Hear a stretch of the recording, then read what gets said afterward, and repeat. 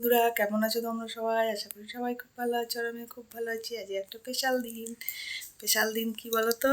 কি স্পেশাল দিন রে সোনা? দেখো উঠুচ্ছে এটাকে খুব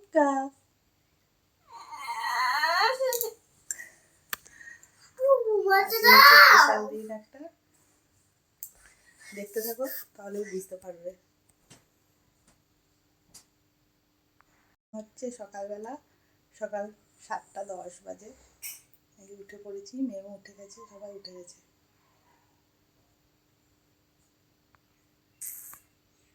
দেখো মেয়েকে উঠিয়ে নিয়ে চললাম, কোনো মতেই মানে সোয়েটার টুপি এসব পরতে চাই না, মোজা এসব পরতে চাই না, কোনো রকম উঠলাম নিয়ে পড়ালাম। খালি দুষ্টুমি করে, প্রায় 8 ঘন্টার ওপর শুয়ে থাকবে, বদমাইশি করবে, তারপর পড়বে সব। দেখো দেখো দেখো বুকটু করছে দেখো। এই দেখো রেডি হয়ে গেছি যাবার জন্য। এই শাড়িটা পরেছি, ফুলাদা ব্লাউজ পরে নিলাম, ঠান্ডা লাগছে বলে। আসছি, এই দেখো যাবার জন্য বেরিয়ে পড়েছি, বাইকে করে যাচ্ছি, বেশি দূর না, তাও বাইকে করেই গেলাম আর কি, বড়োর সাথে সবাই মিলে যাচ্ছি বলে যাচ্ছি। সেই স্পেশাল জায়গাটা বলছিলাম যে একটা স্পেশাল দিন আজকে, সেই জায়গাটায় যাচ্ছি। এই দেখো চলে এসেছি সেখানে। প্রথমে ঠাকুরের আশীর্বাদ নিয়ে নেয় ভালো, মানে নতুন জীবন শুরু হচ্ছে, নতুন জীবন শুরু হচ্ছে। এই যে ঠাকুরের কাছে প্রথমে মেয়ে প্রণাম করে নিচ্ছে, সব ঠাকুরের কাছেই। দেখো কেমনভাবে প্রণাম করছে। এই যে স্বামীজি, এটা হচ্ছে একটা আশ্রম, এটার নাম হচ্ছে আনন্দ আশ্রম। এখানে স্কুল আছে বাচ্চাদের, ওই জন্য মেয়েকে এখানে বাচ্চাদের স্কুলে ভর্তি করতে এসেছি। ওই দেখো এখানে ভর্তির সমস্ত ফর্মালিটিস হচ্ছে, মেয়েকে ভর্তি করতে এসেছি। এটাই হলো আজকের স্পেশাল দিন।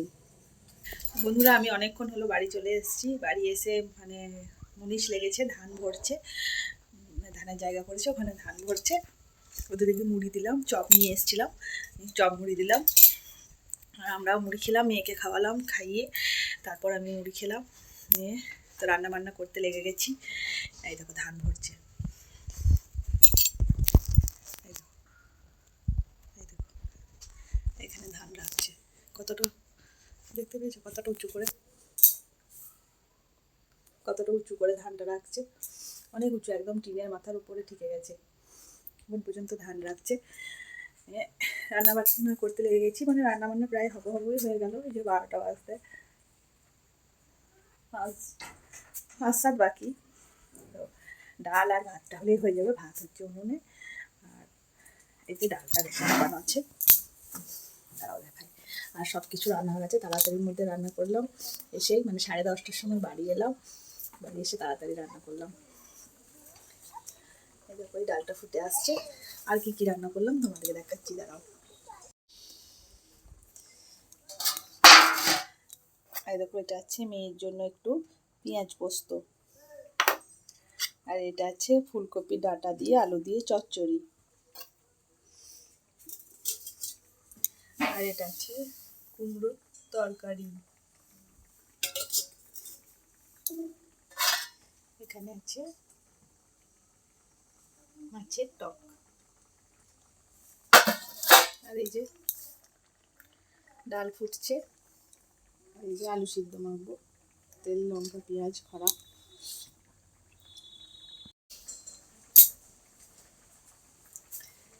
এই যে এই হচ্ছে আজকে রান্না বান্না, আবার পরে আসবো।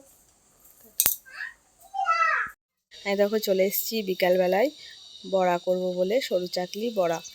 এই যে বড়া করছি, দেখো বেগুনের বোটাই করে তেলটা দিয়ে দিচ্ছি তাওয়ার মধ্যে, মানে তা একটু মানে ব্রাশে করেও দেওয়া হয়, আমি এটা দিচ্ছি বেগুনের বোটাই করে। আমাদের এদিকে সবাই বেগুনের বোটাই করে দেয়, আর এই দেখো তালপাতায় করে এরকমভাবে ঘুরিয়ে নিচ্ছি বড়াটাকে। দেখো কত সুন্দর লাগছে দেখতে, দেখবে কি সুন্দর উঠে যাবে, মানে ননস্টিকের তাওয়া লাগবে না, আমার এই তাওয়াতেই যা সুন্দর হয় না, খুব সুন্দর হয়। হয়তো দু একটা একটু লেগে যায় প্রথম, তারপর এত সুন্দর ওঠে না, খুব সুন্দর ওঠে। এটা আমার রুটি করা তাওয়া, এটা করেই করি, মানে লোহার তাওয়া, খুব সুন্দর হয়। এই যে এবারে আমি এক এক করে বড়াগুলো ভেজে নিচ্ছি। আজকে রাতে শুধু এই খাওয়া দাওয়া হবে, খেজুর গুড় আর বড়া, মানে আর কিছু করব না। বড়াগুলো করছি। বিকাল থেকেই লেগে গেছিলাম করতে, কারণ সন্ধ্যাবেলাতে মেয়েকে নিয়ে একটু বসি, সন্ধ্যাবেলাতে করব বলে হবে না, বর একটু তাড়াতাড়ি খায়ও, ওই জন্য বিকালবেলাতেই বসে গেছি। তো কেমন লাগছে তোমরা একটু জানিও যে আমার বড়াগুলো কেমন লাগছে দেখতে।